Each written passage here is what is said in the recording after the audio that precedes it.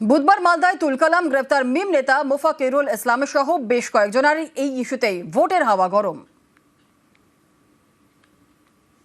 বাংলা থেকে সব সরিয়ে দিয়েছে, দিয়ে মালদায় দাঙ্গা করেছে। কাকে দিয়ে জানেন? মুম্বাই থেকে নিয়ে এসেছিল পাগড়িধারী, টাকাধারী বিজেপি দল, ভোট কাটারি, হাতে নাতে গ্রেপ্তার করেছে। আজকে সকালবেলায় সিআইডি করেছে। ইলেকশন কমিশনের এনআইএ আসার আগেই অ্যারেস্ট হয়ে গেছে। বাগডোগরা থেকে পালাচ্ছিল। আমি সিআইডি কে অভিনন্দন জানাই। বাংলাকে বদনাম করার চেষ্টা।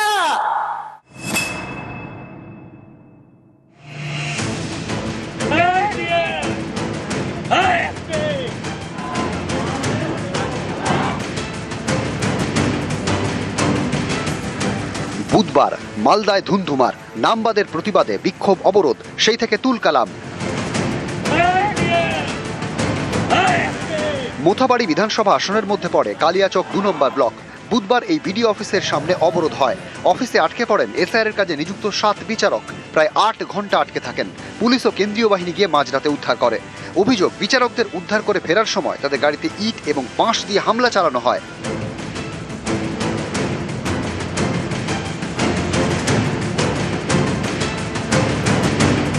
মালদায় এই অশান্তির ঘটনায় গ্রেপ্তার করা হয়েছে মিম নেতা মোফাক্কিরুল ইসলামকে। শুক্রবার সকালে বাগডোগরা বিমানবন্দর থেকে তাকে গ্রেপ্তার করে সিআইডি। আইনজীবীরা বারবার আক্রান্ত হয়, তো সেখানে আবার মালদায় হবেন, এটা অত্যন্ত স্বাভাবিক। এত অঙ্গে এচুরু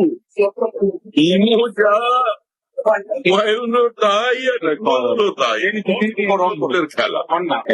এখানে যা কিছু হচ্ছে সমস্ত তৃণমূল কংগ্রেসের নেতৃত্বে হচ্ছে, কংগ্রেসের অনুমোদনে হচ্ছে, তৃণমূল কংগ্রেসের অনুপ্রেরণায়। ইলেকশন কমিশন যেভাবে এই পশ্চিমবঙ্গকে উত্তপ্ত করে তুলেছে, জনরোষের জায়গা করেছে, বিজেপি যেভাবে মিম, আইএসএফ, হুমায়ুন কবিরের দল ইত্যাদিকে নিয়ে একটা সমাজে বিভাজন করেছে, যার পরিণতি হচ্ছে মোথাবাড়ির ঘটনা।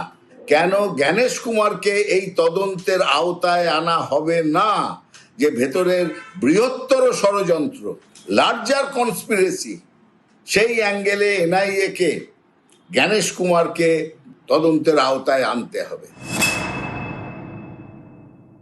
মূল উস্কানিদাতা সেদিন গাড়ির বয়নেটের উপরে দাঁড়িয়ে ভাষণ দিয়েছিল এবং প্রচুর মানুষকে উস্কেছিল এই জুডিশিয়াল ম্যাজিস্ট্রেটদেরকে আটকে রাখার জন্য। মোফাক্কিরুল মূলত ইটাহারের বাসিন্দা।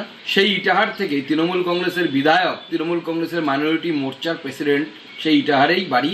এই জন্য ভালো করে তদন্ত করে দেখা উচিত যে মোফাক্কিরুল আদপে কার হয়ে কাজ করছিল। দুই ইটাহারবাসীর মধ্যে কোনো যোগসূত্র ছিল কিনা এবং কোনো প্ল্যানিং ছিল কিনা খতিয়ে দেখা দরকার। আইনের বিরুদ্ধে যদি কাজ করে, পারমিশন ছাড়া রাস্তাঘাট অবরুদ্ধ করে দেওয়া, লোককে উস্কানি দেওয়া, সে তো আইনের পথে চলবে। আর বাড়ি এটা আর বলে আমাকে সবাই জিজ্ঞাসা করছে, আমাদের সঙ্গে পরিচয় নেই। উনি 21-এ আমার বিরুদ্ধে ক্যান্ডিডেট ছিলেন, উনি অ্যারেস্ট হয়েছেন, নিশ্চয় আইনি ভাবে চলবে, আইনি পথে চলবে। সুকান্ত মজুমদার এখন মিথ্যা আর গুজব সেল খুলেছে। তৃণমূল কংগ্রেসের অভাব পড়েনি, মিম সিম আমরা খুঁজতে যাব।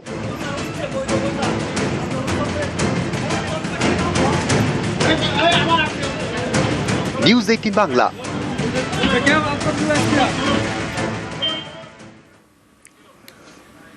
গতকালই মোথাবাড়িতে অশান্তির তদন্ত শুরু এনআইএর। আর ঘটনাস্থলে সরজমিনে এনআইএ।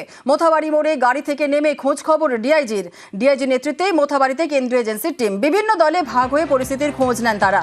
কোন কোন জায়গায় তারা যান, কাদের সঙ্গে কথা বলেন, আমরা কথা বলবো। আমাদের সঙ্গে রয়েছেন আমাদের প্রতিনিধি সান্নিক। সরাসরি চলে যাব সান্নিকের কাছে।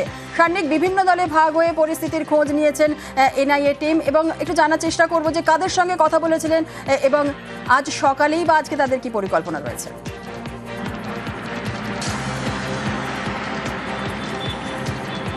দেখো, এখনো পর্যন্ত আমরা জানি এনআইএ এই তদন্তের ক্ষেত্রে এখনো পর্যন্ত কিন্তু এফআইআর দায়ের করেনি। তাই এফআইআর দায়ের করার আগে যে প্রাইমারি যে ইনভেস্টিগেশন বা প্রাইমারি এনকোয়ারি, সেই এনকোয়ারি করার পর্বই কিন্তু বর্তমানে এনআইএ সারছে।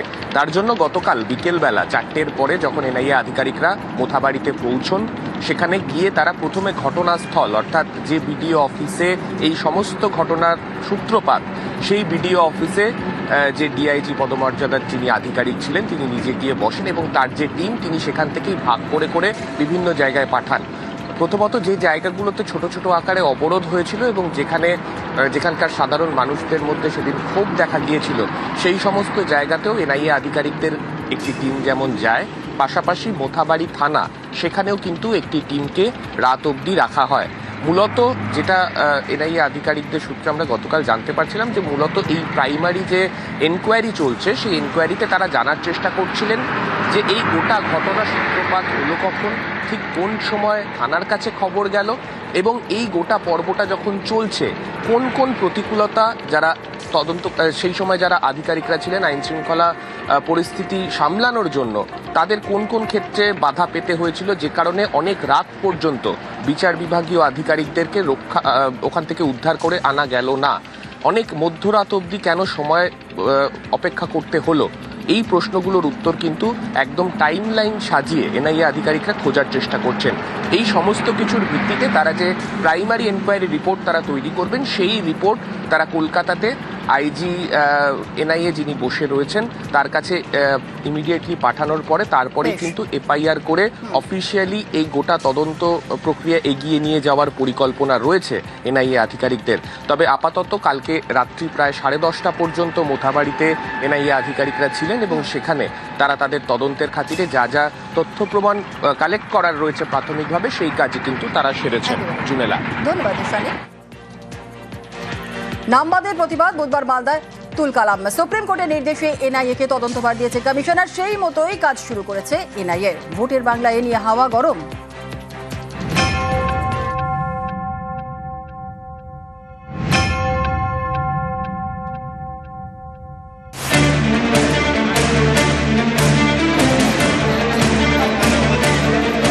বুধবার মালদায় অশান্তি। সুপ্রিম কোর্টের নির্দেশে এনআইএ কে তদন্তভার দিয়েছে কমিশন। কেন্দ্রীয় এই তদন্তকারী সংস্থা শুক্রবারই ময়দানে নেমে পড়েছে।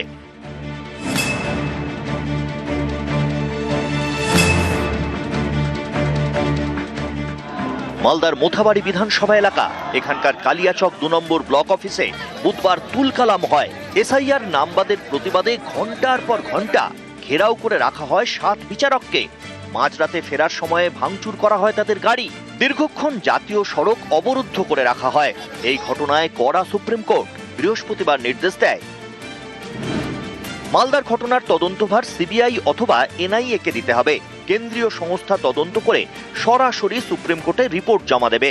এরপরেই এনআইএ এর হাতে তদন্তভার তুলে দেয় নির্বাচন কমিশন। সেই এনআইএ এর 6 অফিসারের টিম শুক্রবারই পৌঁছে গিয়েছে মালদায়। তদন্তের নেতৃত্বে এনআইএ এর আইজি সোনিয়া সিং, তিনিও চলে এসেছেন কলকাতায়।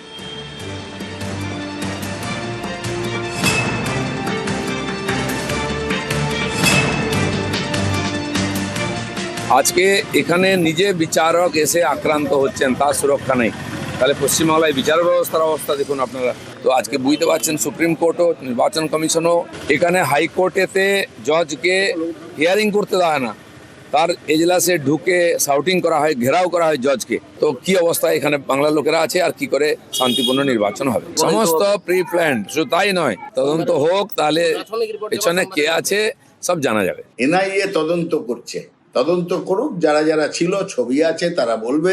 কিন্তু তার সঙ্গে হচ্ছে প্রথম দিন থেকে ইলেকশন কমিশন যেভাবে এই পশ্চিমবঙ্গকে উত্তপ্ত করে তুলেছে, জনরোষের জায়গা করেছে, এবং পরবর্তী ক্ষেত্রে বিজেপি যেভাবে আইএসএফ, হুমায়ুন কবিরের দল ইত্যাদিকে নিয়ে একটা সমাজে বিভাজন করেছে, যার পরিণতি হচ্ছে মোথাবাড়ির ঘটনা।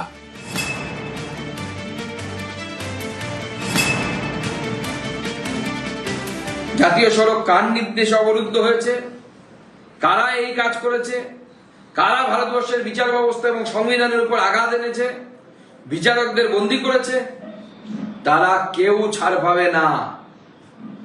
মোদির এনআইএ, আমাদের ভারতবর্ষের এনআইএ, আমাদের ভারত সরকারের এনআইএ নিরপেক্ষ তদন্ত করে প্রত্যেককে যারা অপরাধী তাদেরকে জেলের ভেতরে ঢোকানোর ব্যবস্থা করবে, কেউ আটকাতে পারবে না। গোটাটা বিজেপির ছক। যে লোকটা অ্যারেস্ট হয়েছে আগে মিমের ক্যান্ডিডেট ছিল শোনা যাচ্ছে, বা মিম করতো, সারা বছর দেখা যায় না, 5 বছর দেখা যায়নি। ভোটের সময় এসছে কি বিজেপির পারপাস সার্ভ করতে। যারা উদ্বিগ্ন তাদের আবেগকে উস্কে দিয়ে গন্ডগোলটা করিয়ে দাও। কেন না বিজেপি চাইছে গন্ডগোলটা হোক, বাদ দিয়েছে বিজেপি, সেই ক্ষোভকে উস্কে দিচ্ছে বিজেপি, সেই ক্ষোভ উস্কে গন্ডগোল চাইছে বিজেপি। কেন না ওদের একটা দৃশ্যপট দরকার, সিন দরকার, যেখান দিয়ে ওরা সেন্ট্রাল ক্ষমতাগুলোকে আরো বেশি করে মিসইউজ করে গোলমালের কাজে ব্যবহার করবে। নিউজ 18 বাংলা।